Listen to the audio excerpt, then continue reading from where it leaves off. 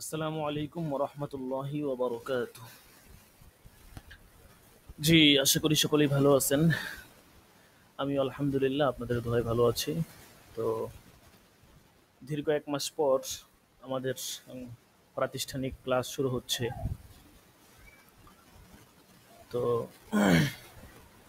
আমরা এখন নতুন দুইটা কিতাব শুরু করব।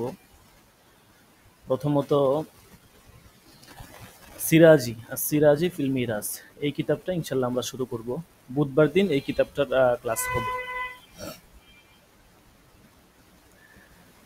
পাশাপাশি আমাদের আহ, বহুসফি কাজায়া অল্প কিছু পড়া হয়েছিল। নতুন যে অধ্যায়গুলো আছে ইনশাল্লাহ ওই অধ্যায়গুলো আমরা পড়ব। তো আজকে যেহেতু প্রথম দিন সবক হচ্ছে, তো বেশি সময় সবক হবে না, অল্প সময় সবক হবে। আল আসবাউন নাসায়ের এই কিতাব থেকে আমরা ইনশাল্লাহ পড়ব।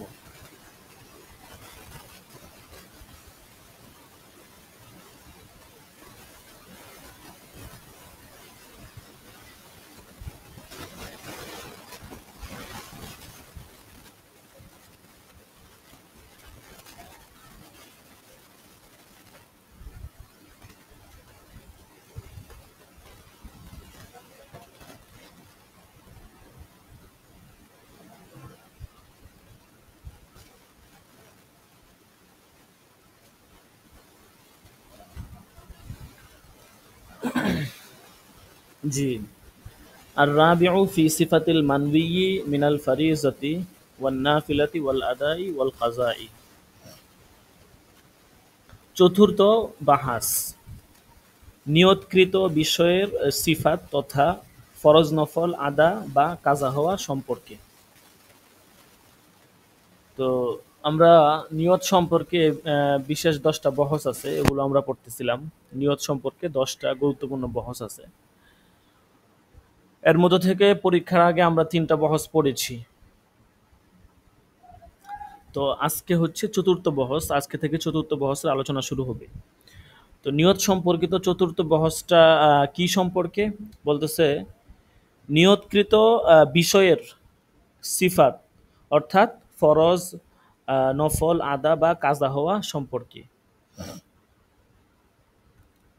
মানে আমরা যেই বিষয়টার নিয়ত করব, যে ইবাদতটা, ওইটা কি ফরজ ইবাদত নাকি নফল ইবাদত নাকি কোন ধরনের ইবাদত, ঠিক আছে, মূলত ওইটার আমরা নিয়ত করব।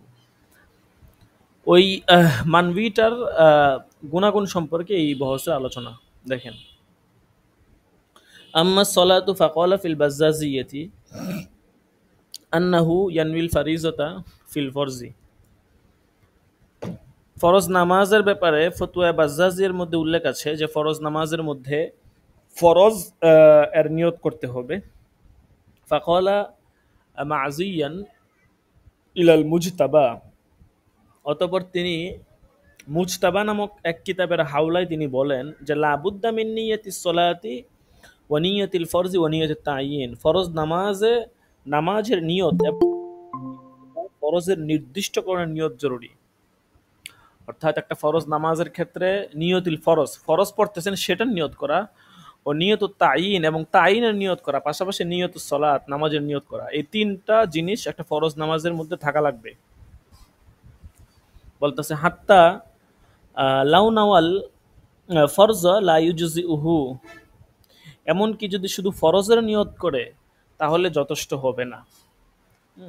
শুধু ফরজের নিয়ত করছে, ধরেন আপনি জোহর পড়বেন, বলছেন জোহর পড়তেছি, আপনি আজকের জোহর পড়তেছেন, এই জোহর পড়তেছি এই জিনিসটা মাথায় থাকা লাগবে। ফরজ পড়তেছেন কিন্তু কোন ফরজ, জোহর নাকি আসর নাকি মাগরিব, এই জিনিসটা মাথায় নাই। আর যদি এরকম হয় যে আপনার মাথায় নাই আপনি কোন ফরজটা পড়তেছেন, আহ, সেই ক্ষেত্রে হচ্ছে আপনার নামাজ হবে না, বরং তাইন করে নিয়ত করতে হবে যে আমি জোহরের ফরজ পড়তেছি বা আসরের ফরজ পড়তেছি, ঠিক আছে, এরকম তাইন করে নিয়ত করা লাগবে।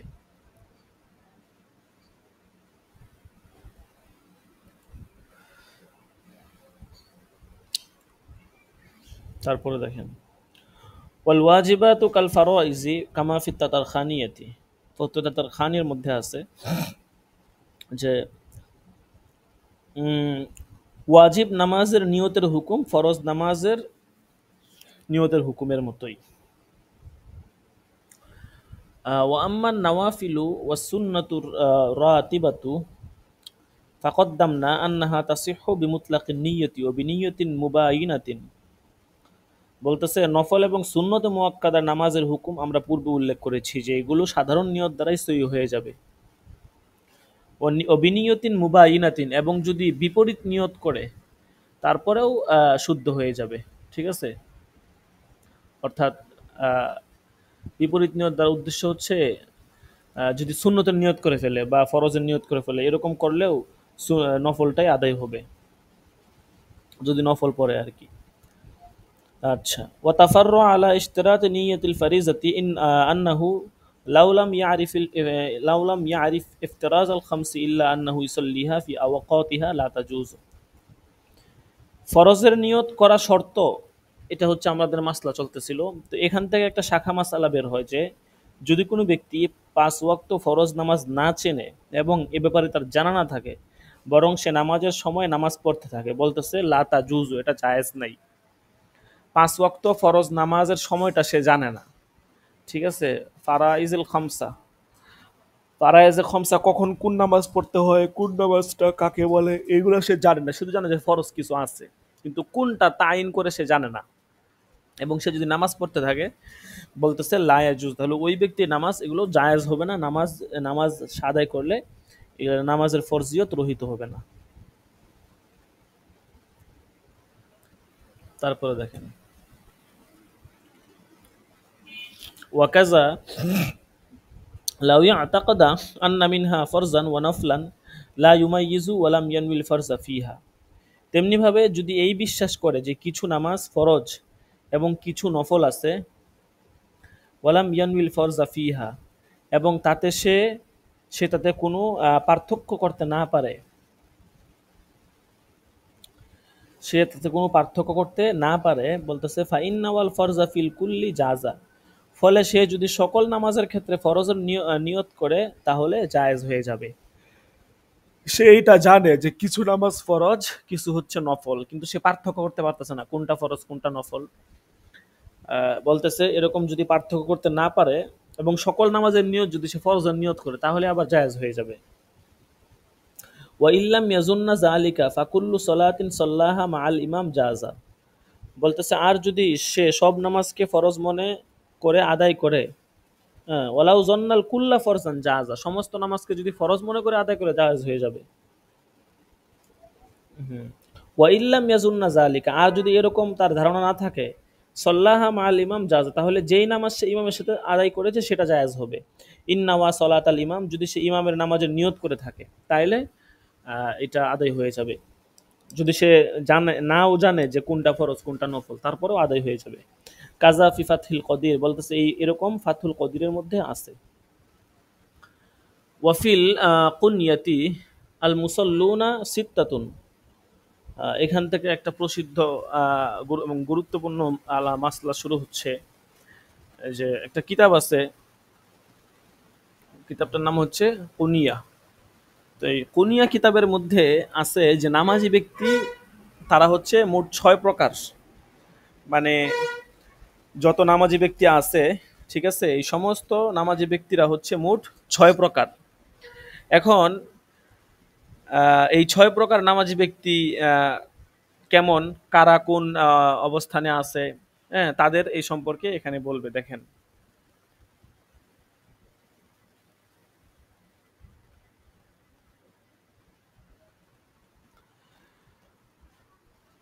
আল আউয়াল, প্রথম প্রকার,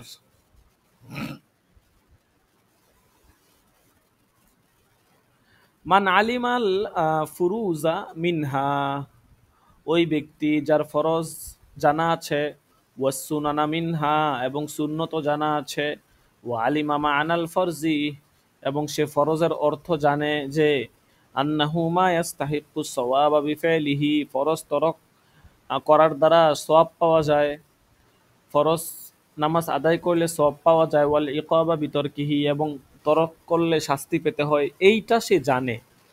ওয়াসুন্নাতু মা ইয়াস্তাহিক্কু সওয়াবা বিফিলিহা, আর সুন্নত বলা হয় যা আদায় করার দ্বারা সওয়াব হয়।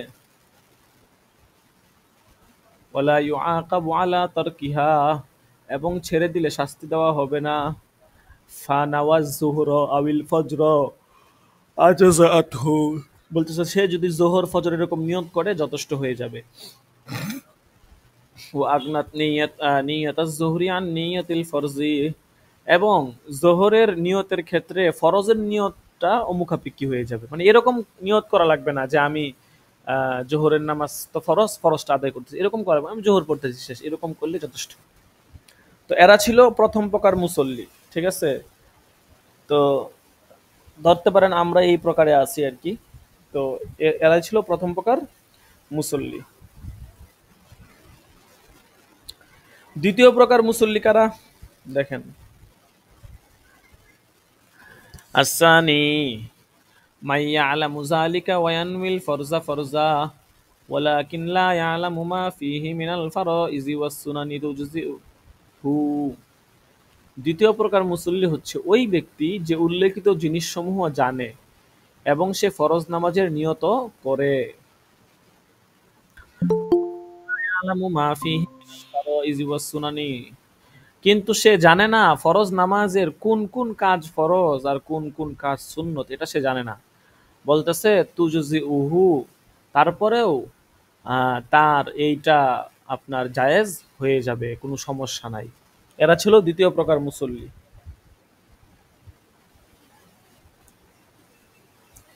এরপর তৃতীয় প্রকার মুসল্লি কারা? আহ, আপনারা ক্লাসে সকলে একটু দ্রুত চলে আসে, হ্যাঁ? ক্লাস বেশি সময় হবে না, 10টার মধ্যে ক্লাস শেষ হয়ে যাবে। তো সকলে দ্রুত চলে আসলে ভালো হয়। হাজিরা হয়ে যাবে কিছুক্ষণের মধ্যেই, ঠিক আছে। ক্লাস শেষ হয়ে যাবে, যেহেতু প্রথম দিন বেশি সময় ক্লাস হবে না।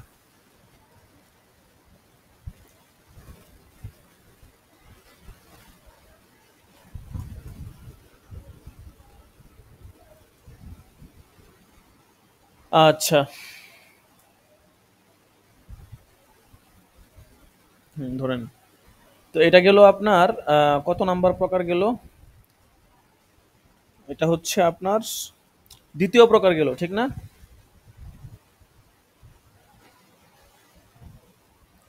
এবার হচ্ছে তৃতীয় নাম্বার প্রকার। আসালিসু, তৃতীয় নম্বর প্রকার হচ্ছে ইয়ানউইল ফরজা ওয়ালা ইয়ালামু মা'নাহু লা তুজজিউহু, ওই ব্যক্তি যে ফরজের নিয়ত করে কিন্তু ফরজের অর্থ সে জানে না। বলতেছে তার নামাজ সহি হবে না। ফরজের অর্থ জানে না, এর দ্বারা কি উদ্দেশ্য? এর দ্বারা উদ্দেশ্য হচ্ছে ফরজ নামাজটার যে অর্থটা আগে বলছে, যে ফরজ নামাজটা এতটা গুরুত্বপূর্ণ যে এটা যদি কেউ না পড়ে তার শাস্তি হবে, এই যে অর্থটা, এইটা ফরজ অর্থ তো হচ্ছে অবধারিত হওয়া, শরীয়তে একটা ফরজের অর্থ আছে, ইসতিলাহি অর্থ আছে, এগুলো উদ্দেশ্য না। উদ্দেশ্য হচ্ছে যে ফরজ যে জিনিসগুলো, এগুলো যদি না পড়ে তাহলে এর দ্বারা সে হচ্ছে আপনার গুনাহগার হবে, আর যদি পড়ে তাহলে সওয়াব পাবে। এটা উদ্দেশ্য হচ্ছে ফরজ অর্থ জানা না জানা। ওয়ায়ানউইল ফরজা ফরজা, আচ্ছা, ওয়ালা ইয়ালামু মানাহু লা তুজজিউহু, ফরজের অর্থ যদি সে না জানে তাহলে বলতেছে লা তুজজিউহু, এইটা তার জন্য যথেষ্ট হবে না। তারপরে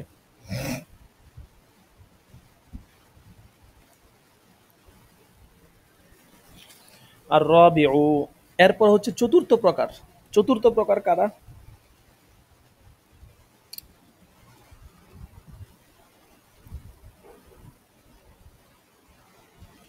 মান আলিমা আন্না ফীমা ইউসাল্লিহিন নাসু ফারাইজা ওয়া নাওয়াফিলা ফায়ুসাল্লি কামা ইউসাল্লিন নাসু ওয়া লা ইউযুল ফারাইজা মিনান নাওয়াফিলি লা তুজজিউহু লিআন্না তা'য়িনান নিয়্যতি ফিল ফরজি শারতুন ওয়া কিলা ইউজজিউহু মা সাল্লা ফিল জামাআতি ওয়া নাওয়া সালাতাল ইমামি।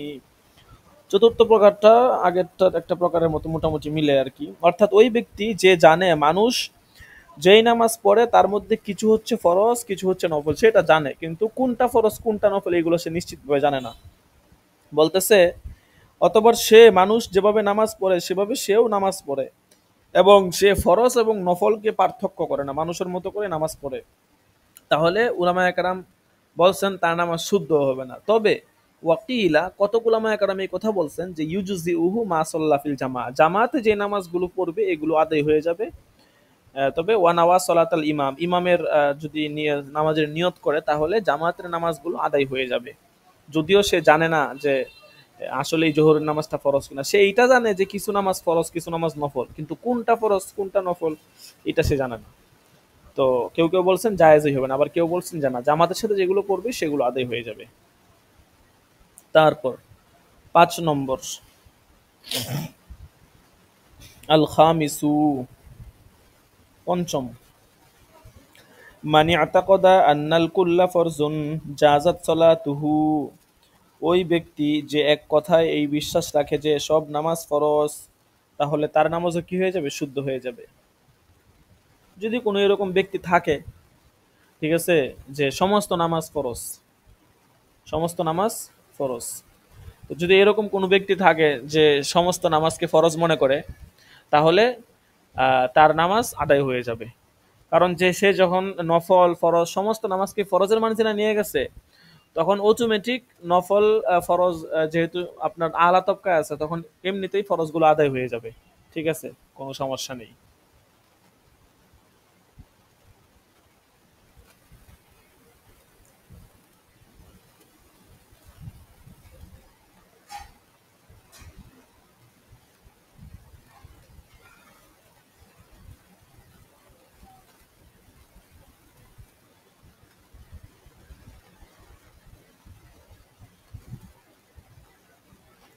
আচ্ছা, তারপর দেখেন,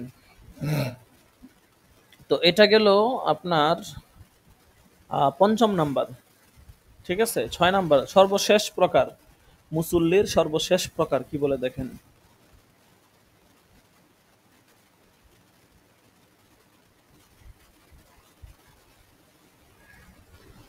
والسادس لا يعلم أن لله تعالى على عباده صلوات مفروزة ولكنه كان يصليها لأوقاتها لم تجزه। 6 নম্বর প্রকার হচ্ছে ওই ব্যক্তি যে জানে না যে আল্লাহ তাআলা তার বান্দাদের উপর কিছু নামাজ ফরজ করেছেন, তবু সে নামাজ সময় মতো আদায় করে, নামাজের সময় নামাজ আদায় করে, সেটা জানে না। বলতেছে লাম তুজহি, তাহলে তার এই নামাজগুলো আদায় হবে না।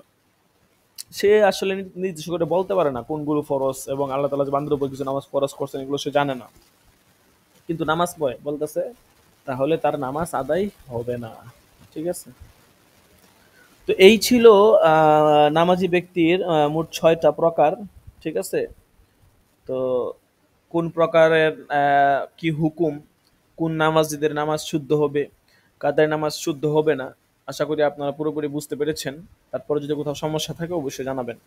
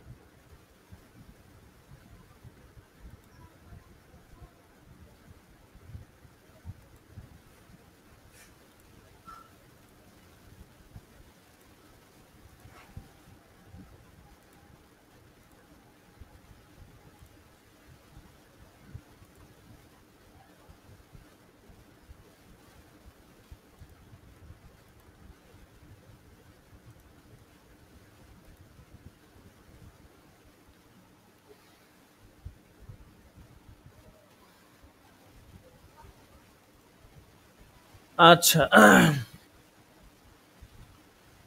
তো এরপর দেখেন, নামাজি ব্যক্তিদের প্রকারগুলো এখানে বলছে। নামাজি ব্যক্তি মোট 6 প্রকার। কোন প্রকারের কি হুকুম, অনেক সময় পরীক্ষায় আসে যে কাম কিসমান লিল মুসল্লিন, নামাজি ব্যক্তি কত প্রকার, পরীক্ষায় আসে অনেক সময়। তো এই নামাজি ব্যক্তিদের প্রকারগুলো পরীক্ষায় আসলে আপনারা সুন্দর করে লিখে দিবেন, এবং প্রত্যেক প্রকারের হুকুমও লিখতে হবে, হুকুম চাওয়া হয়, হুকুম লিখতে হবে। আচ্ছা, এরপর আরেকটু দেই, এরপর ইনশাল্লাহ হাজিরা ডেকে ফেলবো। ওয়া আম্মা ফিস সাওম। আচ্ছা, এতক্ষণ তো আমরা নামাজের কথা পড়তেছিলাম, ঠিক আছে? নামাজ কিভাবে পড়বে এবং ফরজ নামাজটা সে যদি না জানে আদায় হবে কিনা, এই সমস্ত বিষয়ে আমরা বিস্তারিত জানলাম। তো এখন আমরা জানবো রোজা সম্পর্কে। দেখা গেছে যদি কোনো ব্যক্তি না জানে কোনটা ফরজ কোনটা নফল, তো মিস করতে না পারে, তখন কি হুকুম? ওয়া আম্মা ফিস সাওমি ফাকাদ আলিমতা আন্নাহু ইয়াসিহু। বলতেছে ফাকাদ আলিমতা আন্নাহু ইয়াসিহু বিনিয়তিন মুবায়ানাতিন নবী মুতলাকিন নিয়তি। রোজার বিধান তুমি ইতিপূর্বেই জেনেছ যে রোজা ভিন্ন ভিন্ন নিয়তের দ্বারা সহি হয়ে যাবে। ওয়া বিমুতলাকিন নিয়তি, মুতলাক নিয়ত দ্বারা রোজা সহি হয়ে যাবে। ফালা তুশতারাতু লিসাওমি রমাযানা আদা আন, সুতরাং রমজানের রোজা রাখার জন্য ফরজের নিয়ত করা শর্ত নয়। আদা নিয়তিল ফরজি মানে ফরজের নিয়ত করা শর্ত নয়। আমি রমজানের ফরজ রোজা রাখতেছি এরকম নিয়ত করা শর্ত নয়। রমজানে মুকিম ব্যক্তির জন্য সর্বাবস্থায় সে যে নিয়তেই করুক রমজানের রোজাই আদায় হবে। রমজান মাসে অন্য কোনো রোজা আদায় করা সম্ভব না মুকিমের জন্য। মুসাফির হলে বা অন্য কোনো হইলে সেটা ভিন্ন হিসাব, কিন্তু মুকিম সাধারণ হুকুম এটা আর কি। হাত্তা কলু লাউনাওয়া লাইলাতাশ শক্কি সাওমা আখিরি শাবান সুম্মা যাহারা বাদা সাওমি আন্নাহু আউয়ালু রমজান আজজাআহু। এমনকি মাশায়েখগণ বলেছেন, যদি কোনো ব্যক্তি ইয়াউমুশ শকের রাতে শাবানের শেষ দিনের রোজার নিয়ত করে রোজা রাখার পরে প্রকাশ পেল যে সেটা রমজানের প্রথম তারিখ, তাহলে তা যথেষ্ট হবে। অর্থাৎ তাহলেও সেটা রমজান থেকেই কি হয়ে যাবে, আদায় হয়ে যাবে, কোনো সমস্যা নেই, ঠিক আছে? রমজানের রোজাই আদায় হবে। আচ্ছা,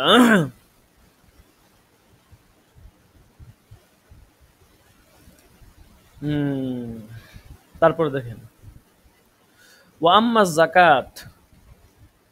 আচ্ছা, জাকাতের এটা দেই। আমাদের তো সিরাজি পড়তে হবে, আমাদের হাতে সময় কম। তো ইনশাল্লাহ সিরাজিটাও আমরা অল্প সময় পড়বো, দেখি।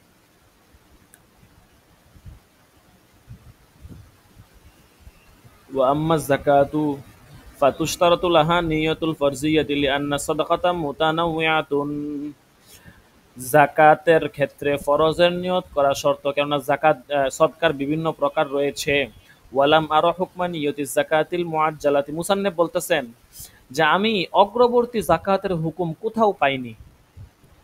ওয়া যাহিরু কালামিহিম, মাশায়েখ কেরামের এই কথার মর্ম বলতেছেন যে এই কথার মর্ম হলো যে আন্নাহু লা বুদ্দা মিন নিয়তিল ফরজি, যে ফরজের নিয়ত করা জরুরি। আগে যাকাত দিয়ে দিলেও ফরজের নিয়ত করতে হবে। লিআন্নাহু তা'জিলুন বাদা আসলিল উজুব, কেননা এইটা মূল ওয়াজিব হওয়ার পরে অগ্রবর্তীভাবে আদায় করা হয়েছে।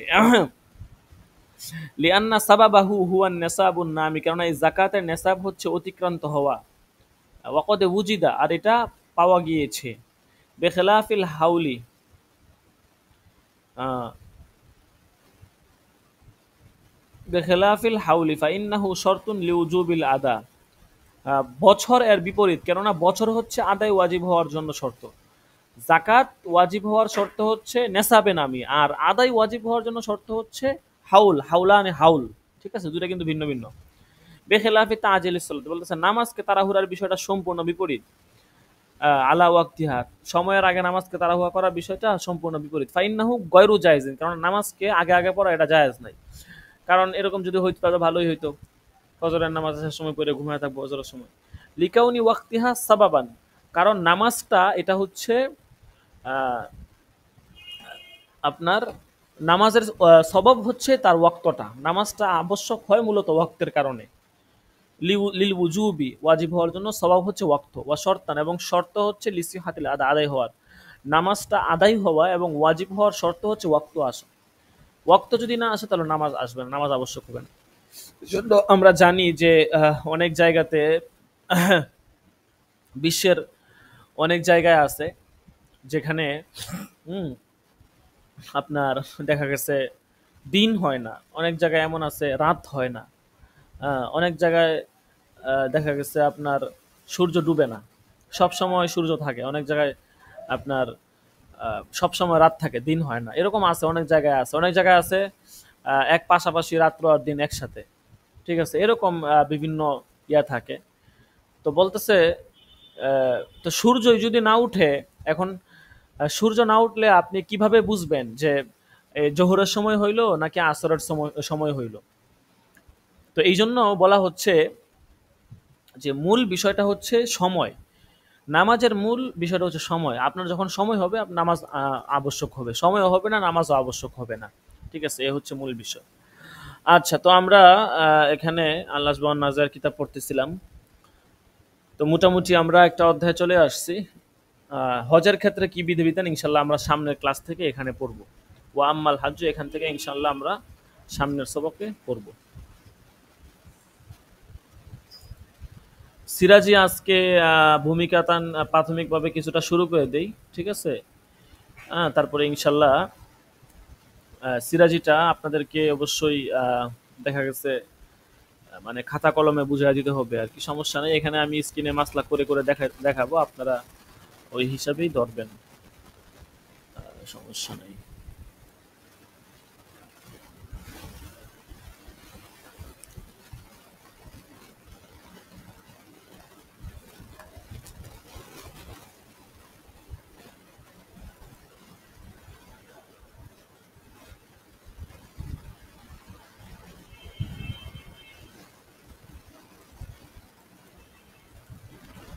السراجي في الميراث للشيخ سراج الدين محمد بن عبد الرشيد السجاوندي الحنفي.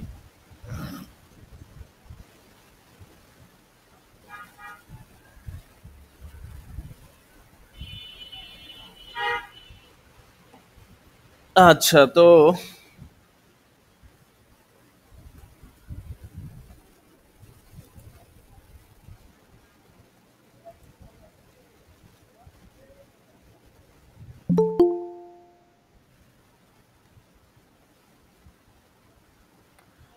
সিরাজি কিতাবের প্রাথমিক যেই ভূমিকাগুলো আছে, ঠিক আছে, এগুলো ইনশাল্লাহ আপনাদেরকে বলে দিব।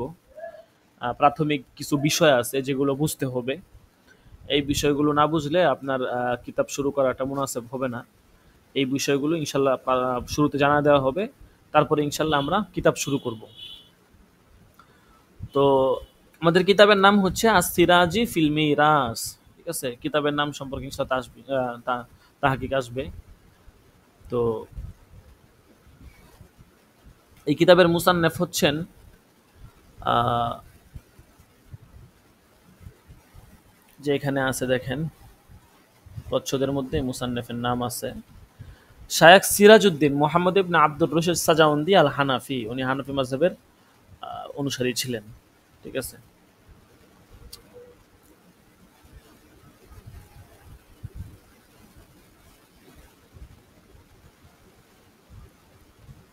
সিরাজি গ্রন্থকারের জীবনী, তারপরে হচ্ছে সিরাজি কিতাবের পরিচিতি, তারপরে হচ্ছে এলমে ফারায়াজের ইতিহাস, এলমে ফারায়াজ সম্পর্কে কিছু আলোচনা, এলমে ফারায়াজের সূচনা কিভাবে হয়েছে, আহ, তারপরে হচ্ছে এই প্রাথমিক বিষয়গুলো, কিছু বিশেষ সংজ্ঞা, পারিভাষিক শব্দের অর্থ ইত্যাদি ইত্যাদি, এই প্রাথমিক বিষয়গুলো আমাদেরকে জানতে হবে প্রথমেই। প্রথমে আজকে আমরা জানবো সিরাজি গ্রন্থকারের সংক্ষিপ্ত জীবনী সম্পর্কে।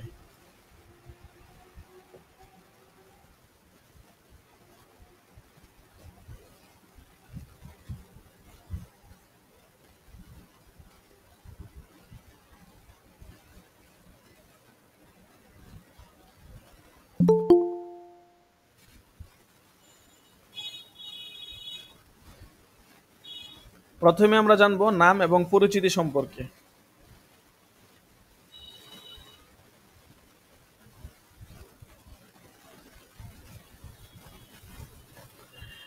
সিরাজি কিতাবের যিনি প্রণেতা মুসান্নেফ, ওনার নাম হচ্ছে মুহাম্মদ, মূল নাম। আর উপাধি হচ্ছে ইমাম সিরাজউদ্দিন। উনার পিতার নাম হচ্ছে আব্দুর রশিদ। ঠিক আছে, জাফরুল মুহাসসিলিন গ্রন্থকারের মতে তার পিতার নামও মুহাম্মদ এবং দাদার নাম আব্দুর রশিদ। তিনি সাজাওয়ান্দ নামক শহরের অধিবাসী ছিলেন, তাই তাকে সাজাওয়ান্দি বলা হয়, এবং হানাফি মাযহাবের অনুসারী ছিলেন বিধায় তাকে বলা হয় হানাফি। বিহারে আজম নামক গ্রন্থে সাজাওয়ান্দ সম্বন্ধে তিনটি মতামত বর্ণিত আছে। সাজাওয়ান্দ শহরটা কোথায়? এক নম্বর মতামত হচ্ছে সাজাওয়ান্দ এটা আফগানিস্তানের রাজধানী কাবুলের নিকটবর্তী একটি এলাকার নাম। 2 নম্বর মতামত হচ্ছে সাজাওয়ান্দ খুরাসান শহরের একটি স্থানের নাম। খুরাসান শহরের একটি।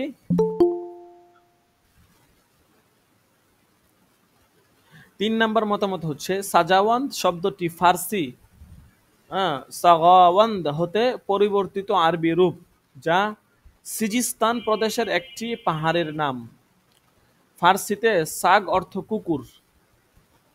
বর্ণিত আছে যে উক্ত পাহাড়ে অধিক সংখ্যক কুকুর বসবাস করত, তাই সে পাহাড়ের নাম হয়ে গেছে সাগাওয়ান্দ হিসাবে আখ্যায়িত করা হয়। তাই তাকে আরবিতে রূপ দেওয়া হয়েছে সাজাওয়ান্দ। ঠিক আছে, যেহেতু আরবি অক্ষরের মধ্যে গাফ এর কোনো অস্তিত্ব নাই। ঠিক আছে।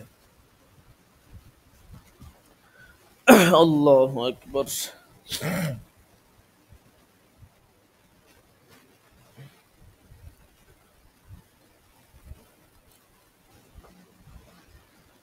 আচ্ছা, তারপরে জন্ম ও জ্ঞান অর্জন।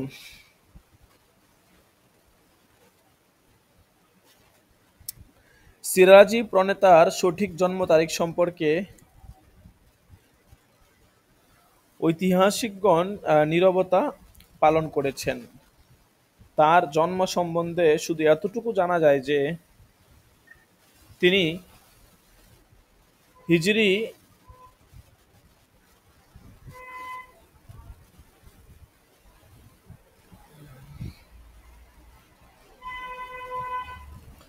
হিজরি সনের 3য় শতাব্দীর শেষ অংশের কোনো এক শুভক্ষণে পৃথিবীতে আগমন করেন।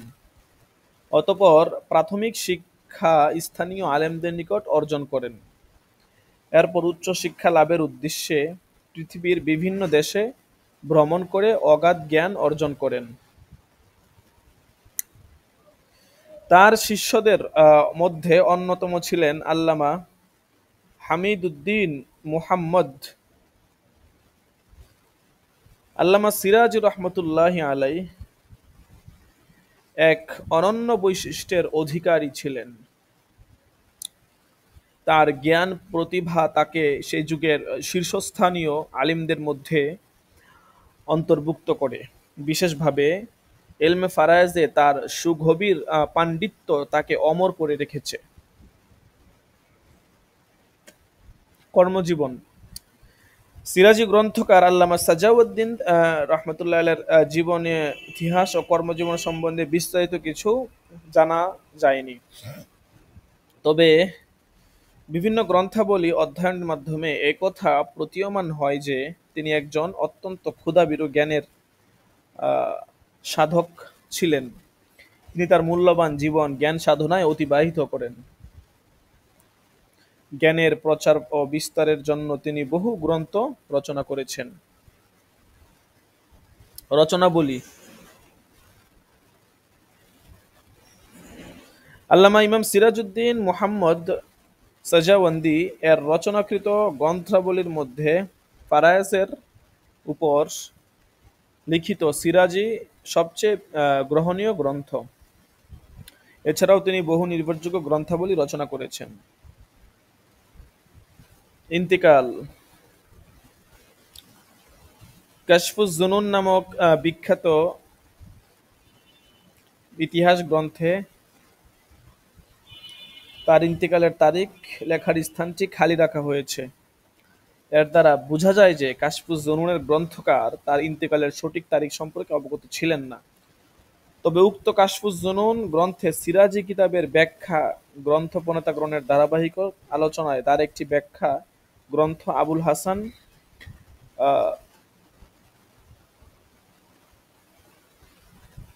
হায়দার ইবনে উমর সানআনী কর্তৃক লিখিত হয়েছে বলে জানা যায়। যার ইন্তিকাল 358 হিজরি সনে হয়েছে। এর দ্বারা অনুমিত হয় যে সিরাজি গ্রন্থের রচনা 358 হিজরির পূর্বে হয়েছে। অতএব সাজাওয়ান্দিকে সপ্তম শতকের হানাফি গ্রন্থকারগণের অন্তর্ভুক্ত বলে গণ্য করা, যেমন উক্ত কিতাবের উর্দু ব্যাখ্যা গ্রন্থ জামালির ভূমিকায় ধারণা দেওয়া হয়েছে, তা সঠিক ও তথ্য নির্ভর নয়। অনেকেই সপ্তম শতকের বলছেন, তো মুসান্নেফ বলতেছেন সপ্তম শতকের এইটা সঠিক নয়, বরং উনি ছিলেন তৃতীয় বা চতুর্থ শতকের হিজরি। ঠিক আছে। আচ্ছা, সিরাজি গ্রন্থ সম্পর্কে কিছুটা জানি, তারপর ইনশাল্লাহ আগামী সবকে আমরা এলমুল ফারায়েজের ইতিহাস সম্পর্কে জানবো।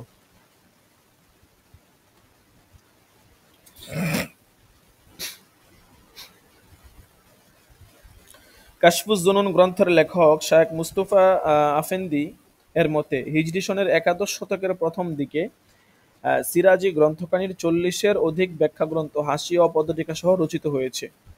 পরবর্তী যুগেও এর বহু সংখ্যক আরবি, ফার্সি, উর্দু, ইংরেজি ভাষায় ব্যাখ্যা গ্রন্থ রচিত হয়েছে। আর এ সকল ব্যাখ্যা গ্রন্থ লেখকদের অনেকেই স্বীয় যুগের খ্যাতিমান ব্যক্তিত্ব এবং সুনামধন্য গ্রন্থকার ছিলেন, যার দ্বারা সুস্পষ্টভাবে সিরাজি কিতাবখানির বহুল জনপ্রিয়তা ও গ্রহণীয়তা প্রতীয়মান হয়। উপরোক্ত আলোচনা দ্বারা বোঝা যায় যে সিরাজি গ্রন্থখানি সমগ্র মুসলিম দুনিয়ায় বহুল জনপ্রিয় গ্রহণীয় একখানি ফারায়েজ বা মিরাজ বন্টন বিষয়ক প্রামাণ্য গ্রন্থ।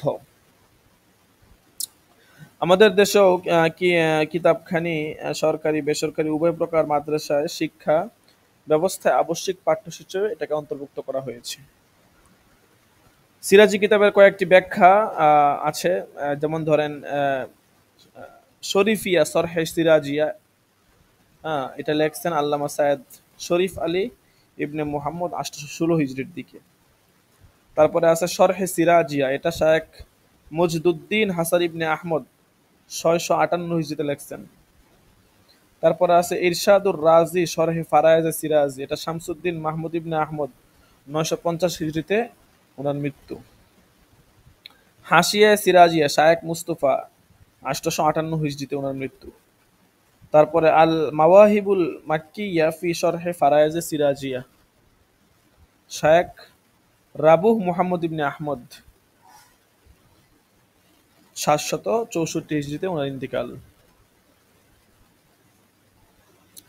যেই চারজন সুবিখ্যাত আলেম সিরাজি কিতাবের কাব্য আকারে রচনা করেছেন, তারা হলেন, সিরাজি কিতাবটাকে তো আপনার সরার মতো করে অন্যান্য কিতাবের মতো লেখা হয়েছে, পাশাপাশি এটাকে কাব্য আকারে লেখা হয়েছে। ঠিক আছে, মানে মুসান্নেফ যে কিতাবটা আপনার স্বাভাবিকভাবে লেখছেন, চারজন বড় বড় আলেম, ওনারা এটাকে পুরো কিতাবটাকে কবিতার মতো করে লেখছেন। ঠিক আছে, তারা কারা? এক নম্বরে আছেন মাহমুদ ইবনে আবদুল্লাহ বদরুদ্দিন গুলিস্তানি। ঠিক আছে, ওনার মৃত্যু 801 হিজরিতে। দ্বিতীয় নম্বর ইবনে হাবিব হালবি, মৃত্যু 808 হিজরিতে। তৃতীয় নম্বর ফখরুদ্দিন আহমদ ইবনে আলী, মৃত্যু 755 হিজরি। আবু আবদুল্লাহ তাজউদ্দিন আবদুল্লাহ ইবনে আলী সঞ্জারি, মৃত্যু 799 হিজরিতে। ঠিক আছে, তো এই ছিল মুসান্নেফ রহমতুল্লাহ আলাইহির জীবনী এবং পাশাপাশি সিরাজি গ্রন্থকারের সংক্ষিপ্ত কিছু পরিচিতি, সিরাজি গ্রন্থের পরিচিতি।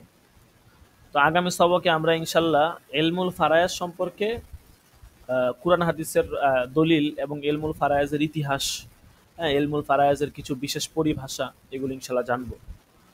তো আমরা তো যারা কদিম নেসাবে পড়াশোনা করেছি প্রায় সবাই আমরা জানি যে সরবে কায়দা সিরাজি পড়ানো হয়। তো এই জন্য যেহেতু ওখানে একটা লম্বা সময় ধরে সারা বছর সিরাজি পড়ানো হয়, জন্য আমরা ইফতাতে দেখা গেছে অবশ্যই গুরুত্বপূর্ণ, কিন্তু লম্বা সময় ধরে এবং ওইভাবে মেহনত করা পসিবল না, কারণ এটা হচ্ছে হাতে কলমে শিক্ষা দেওয়ার মতো বিষয়। হ্যাঁ, অন্যান্য কিতাব তো দেখা গেছে নিজেরা নিজেরা মোতালা করে একটু আধটু আপনি চালায় নিতে পারবেন, কিন্তু এটা হাতে কলমে শিক্ষা দিতে হয়। তো হাতে কলমে এত আপনার কড়াকড়ি ভাবে পুরো কিতাব ইয়ে হাতে করা সম্ভব নয় এটা। ঠিক আছে? তবে আমরা প্রাথমিক যেই মাসআলাগুলো আছে যেগুলো সচরাচর হয়, এগুলো ইনশাল্লাহ আপনাদেরকে বলে দিব। প্রাথমিক যে মাসআলাগুলো যেগুলো পরীক্ষায় আসে এবং যেগুলো, যেমন ধরেন মুনাসাখা, রদ, তারপরে আউল, হ্যাঁ, এই জাতীয় যে অধ্যায়গুলো আপনার এগুলো আসলে অত বেশি একটা প্রয়োগ হয় না। প্রাথমিক যে মাসালা, একজন মারা গেছে তার আত্মীয় স্বজন যারা আছে তারা কে কত করে পাবে, এই বিষয়গুলো আর কি আসে। তো এই বিষয়গুলো ইনশাল্লাহ আমরা আপনাদেরকে পুরোপুরি বলে দিব এবং মোটামুটি নেশাবি পর্যন্তই যতটুকু করতে পারি ইনশাল্লাহ প্রাথমিক বিষয়গুলো চলে আসবে। সমস্ত হালতগুলো, তারপরে হচ্ছে আপনার আহ, মিরাজ রহিতকরণের কিছু বিষয় আছে, এই বিষয়গুলো ইনশাল্লাহ চলে আসবে। এবার যেই অধ্যায়গুলো একটু কঠিন ওই অধ্যায়গুলো আসবে না এবং ওগুলা নেশাবের মধ্যেও না। ঠিক আছে? ওগুলা দেখা গেছে আপনারা এভাবে প্র্যাকটিক্যালি না দেখাইলে ওখান থেকে বুঝবেনও না। তো বাকি প্রাথমিকভাবে যেগুলো পড়ানো হবে এগুলো যদি একটু ভালো করে আত্মস্থ করতে পারেন, তাহলে আশা করা যায় ইনশাল্লাহ পরীক্ষায় ভালো করতে পারবেন। পরীক্ষায় সৃজনশীল প্রশ্ন আসে, অর্থাৎ কিতাব থেকে তো আসেই, পাশাপাশি আপনার সৃজনশীল অনেক প্রশ্ন আসে। এগুলো আপনাদেরকে ভালো করে লিখতে হবে, প্রস্তুতি নিতে হবে। কারণ আমাদের হাতে যেহেতু সময় কম, নভেম্বর মাস তো আহ, শেষের দিকেই, ডিসেম্বর জানুয়ারি। তো সবচেয়ে গুরুত্বপূর্ণ যে বিষয় সেটা ইনশাল্লাহ আপনাদের কাছ থেকে আমরা পরামর্শ নিব। এটা হচ্ছে আমাদের প্রোগ্রামটাকে আমরা বেফাকের আগে করব না বেফাকের পরে, এটা খুবই গুরুত্বপূর্ণ একটা বিষয়। হুম। তো এইটা সকলে একটু মাথায় রাখিয়েন যে এটা কিভাবে ভালো হয়। ওস্তাদ ওস্তাদ যে সবাই তো সবাই কি সশরীরে বসে থাকতে হবে? জি। সবাইকে তো অনুষ্ঠানে মানে সশরীরে থাকতে হবে মনে হয়। হ্যাঁ, হ্যাঁ, অবশ্যই সশরীরে থাকতে হবে। একান্ত যদি কেউ সশরীরে থাকতে না পারে, ধরেন উদাহরণস্বরূপ আজকে আমাদের প্রোগ্রাম হইছে। তো এখন আপনি কোনো কারণে আজকে আহ, ধরেন একটা বিশেষ প্রোগ্রাম যেটা আপনার মিস যেন দেওয়া ওস্তাদ জি সম্ভবই না, মানে এই জাতীয় কোনো যদি প্ল্যান অনাকাঙ্ক্ষিতভাবে এসে যায়, সেই ক্ষেত্রে আপনি চাইলে আপনার প্রতিনিধি কাউকে পাঠিয়ে আপনার জন্য যা যা পুরস্কার এবং আপনার যা যা ছিল আপনার হকগুলো, এগুলো ইনশাল্লাহ আপনার প্রতিনিধি গ্রহণ করতে পারবে, কোনো সমস্যা নেই। এবং অনুষ্ঠানে শুধু একজন জানতে চেয়েছিলেন যে অনুষ্ঠানে কি কাউকে নিয়ে আসা যাবে কিনা, অবশ্যই নিয়ে আসা যাবে। ঠিক আছে, কোনো সমস্যা নেই। কিছু শর্ত সাপেক্ষে অবশ্যই নিয়ে আসা যাবে। আপনি আপনার পিতাকে, আপনার ওস্তাদ বড় জি ভাইকে, আরেকটা কথা, হ্যাঁ আপনার আরেকটা কথা। উস্তাদকে, আপনার কোনো মুরব্বী, যে কাউকে নিয়ে আসতে পারবেন, কোনো সমস্যা নেই। আমরা আরো উৎসাহ দেব, নিয়ে আসলে ভালো হয়। ঠিক আছে? আচ্ছা, ওস্তাদ ঠিক জি এই আছে। তো জন্যই মানে জি। ওস্তাদ যে অনুষ্ঠানের সময়টা যদি ধরেন যে ব্যাপক পরিবর্তে একটা ছুটি হয় পুরো বাংলাদেশে, কই মাদ্রাসা যে নিসাব ছুটির সময়টা পরে ওই সময় বলতে হলে তাহলে আমরা তো প্রায় সবাই ওস্তাদ বেশিরভাগই সবাই, এই যে ওই সময় হলে তো সবাই মানে যাইতে পারবে এরকম একটা বিষয় আমরাও খেয়াল এটা রাখলে। ভাবতেছি। ঠিক আছে?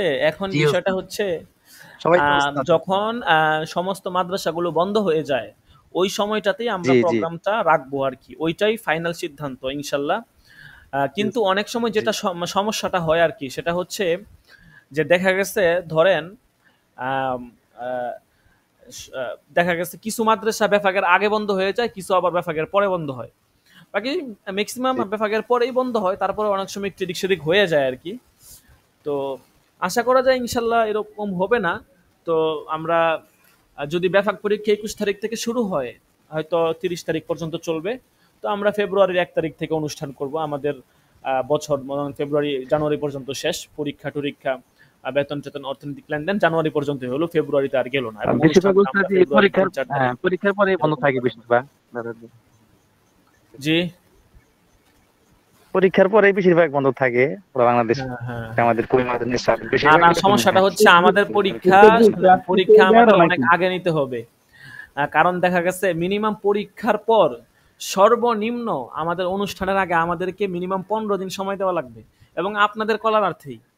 হ্যাঁ, দেখা গেছে 15 দিন সময় লাগবেই। ধরেন আমাদের পরীক্ষাটা তাহলে জানুয়ারির 5 তারিখ থেকে 15 বা 20 তারিখের মধ্যে শেষ করতে হবে, মানে অনুষ্ঠানের আগে আমাদেরকে মিনিমাম 8 থেকে 10 দিন 12 দিন সময় দিতে হবে, সর্বনিম্ন 15 দিন, 2 সপ্তাহ হলে ভালো হয়। কারণ পরীক্ষার ফলাফল, সনদ, মার্কশিট ইত্যাদি ইত্যাদি অনেক কিছু রেডি করা, অনুষ্ঠানের সমস্ত বিষয় ব্যবস্থাপনা করা, পাশাপাশি সবচেয়ে বড় বিষয় হচ্ছে আশা করি ইনশাল্লাহ আল্লাহ তালা সহায়ক হবে, শুধু আপনারা না, ঠিক আছে, আমরা তো ছোট প্রতিষ্ঠান, তারপর আল্লাহ তালা অনেকটা উঠায় নিয়ে আসছে, আল্লাহর শুক্রিয়া, আপনাদের আহ, আহ, একান্ত প্রচেষ্টায় এটা সম্ভব হয়েছে। তো আপনারা শুধু একা না, আমাদের বিগত বছরের যারা 3 বছরের শিক্ষার্থী ভাইরা আছে ইনশাল্লাহ ওনারাও আসবে। তো দেখা গেছে মোটামুটি ভালো একটা মিলন মেলা হবে আশা করা যাচ্ছে। তো যার কারণে আমাদের চাপটা অনেক বেশি থাকবে। তো আমরা চেষ্টা করব জানুয়ারির 1 তারিখ থেকেই পরীক্ষাটা শুরু করতে। জি জি ইনশাল্লাহ। তো ঠিক আছে, সকলে দোয়া রাখবেন। ইনশাল্লাহ আমরা মোটামুটি প্রস্তুতি নিচ্ছি, এবং আমাদের যিনি মুরব্বী আছেন, আমাদের একজন ওনার সাথে আমরা ইনশাল্লাহ এই বিষয় নিয়ে বিস্তারিত আলোচনা করব, এবং দেখি ইনশাল্লাহ আশা করি একটা ফায়সালা অচিরেই চলে আসবে, আপনাদেরকে ইনশাল্লাহ আপডেট জানানো হবে। আচ্ছা, আজকে ছিল আপনার 76 নাম্বার দরস, ঠিক আছে। যারা আছি আমরা সকলেই হাজিরা দিব। এখন এই এই এই মুহূর্তে এখনো আমরা যারা আছি, আল্লাহ তালা আমাদেরকে যাদেরকে রাখছে, আমরা যেভাবেই হোক আমরা অবশ্যই থেকে যাব। আসলে দেখেন, মানুষের জীবনে সব সময় সব সমস্যা সব সময় থাকে না। যেমন আমাদের 1-2জন শিক্ষার্থী ভাইয়ারা আছে, ওনারা আসলে অনেক সমস্যার মধ্যে পড়ে গেছে। তো আমি ওনাদেরকে ভালো করে বুঝায় বললাম যে দেখেন, সব সময় তো সব সমস্যা থাকে না, স্বাভাবিক। যেমন ধরেন অর্থনৈতিকভাবে বা মানসিকভাবে বা শারীরিকভাবে যেরকমই হোক, আপনি এখন যে পজিশনে বা সিচুয়েশনে আছেন, সারা জীবনে যেরকম থাকবে এমনটা না। কিন্তু এই কষ্টকর পরিস্থিতিতে অর্জনটা যদি হয়ে যায়, তখন দেখা গেছে এইটা সামনে একটা ভালো ফায়দা দিবে। এখন দেখা গেছে আমি হাত পা ছেড়ে, হাত পা গুটিয়ে বসে থাকলাম চিৎপটাং হয়ে, যারে পরিস্থিতি খারাপ, কি করার, কিছুই করার নাই, সবকিছু অন্ধকার দেখতেছি চোখে, সব বাদ, পড়ালেখা বাদ, সব বাদ দিয়ে আপনি চিৎপটাং হয়ে বসে থাকলেন, তাইলে তো কোনো লাভ হইল না। তাইলে আপনার আরো হতাশা হতাশা হতাশা আসলো, ঠিক আছে, এটাতে কোনো ফায়দা হবে না। বরং ধৈর্য ধারণ করা মানে কি সবকিছু বাদ দিয়ে বসে থাকা না। ধৈর্যর মানে কি? ধৈর্যর মানে হচ্ছে আপনি যে সমস্যার সম্মুখীন হচ্ছেন, বা আমরা যে সমস্যাগুলো ফেস করতেছি, এগুলো মানে সমাধানের চেষ্টা করা। ঠিক আছে, একটা সমস্যা আমি পড়ে গেছি, অর্থনৈতিক সমস্যা, শারীরিক সমস্যা, মানসিক সমস্যা, একটু ডিপ্রেশনে আছি, এখন বসে আছে, আর কোনো টেনশন নাই আমার, না এরকম হলে তো হইলো না। আমার সমস্যা সমাধান করতে হবে এবং চেষ্টা চালায় যেতে হবে। এটা হচ্ছে ধৈর্য ধারণ করা। সবকিছু ছেড়ে দিয়ে একদম হাত পা কাত হয়ে একদম আপনার ফ্লোরে শুয়ে থাকা, এই ছেড়ে দিয়ে, এটা ধৈর্য ধারণ করা না। বুঝতে পারছেন? ওই যে কোরআন শরীফে আছে না, ইয়া আইয়ুহাল্লাযীনা আমানুস্তাঈনু বিস-সাবরি ওয়াস-সালাহ, তোমরা নামাজ এবং আল্লাহর কাছে সাহায্য প্রার্থনা করো নামাজ এবং ধৈর্যের মাধ্যমে। এই হচ্ছে বিষয় আর কি। তো পাশাপাশি সূরাত আলাম নাসরের মধ্যে আছে, মানুষ যখন সমস্যায় থাকে তখন তার 2টা কাজ করা উচিত। প্রথমটা হচ্ছে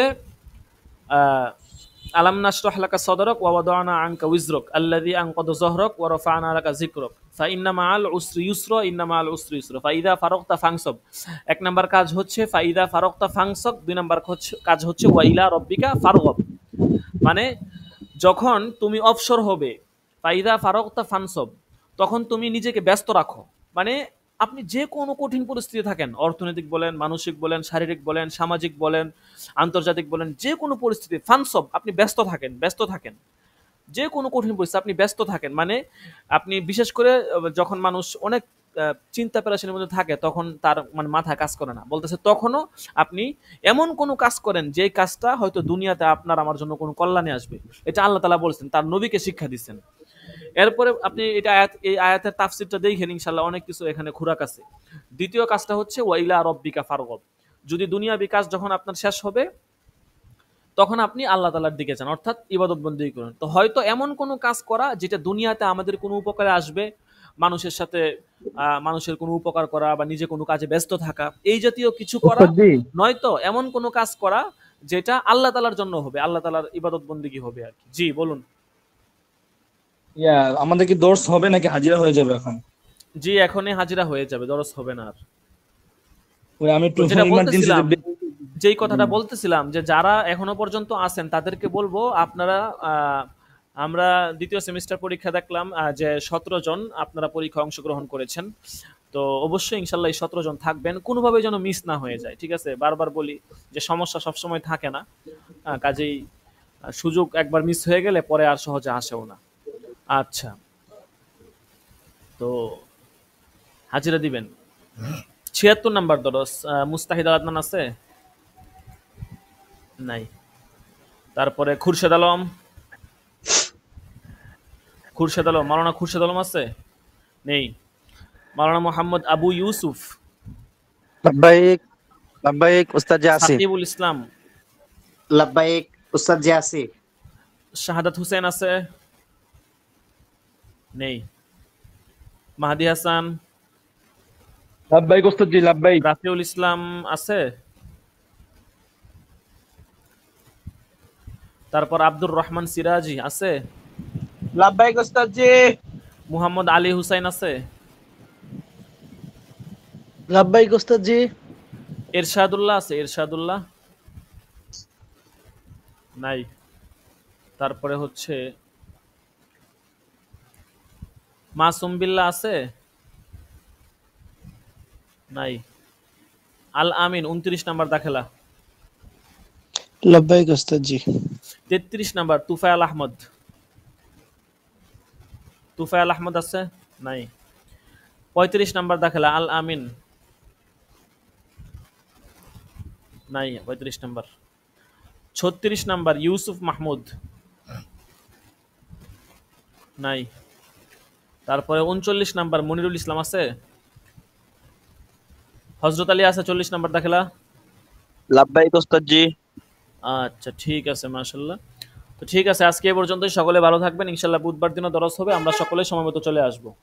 জাযাকুমুল্লাহ। আসসালামু আলাইকুম ওয়া রাহমাতুল্লাহি ওয়া বারাকাতুহু। ওয়া আলাইকুম আসসালাম ওয়া রাহমাতুল্লাহি ওয়া আলাইকুম আসসালাম ওয়া রাহমাতুল্লাহি ওয়া বারাকাতুহু।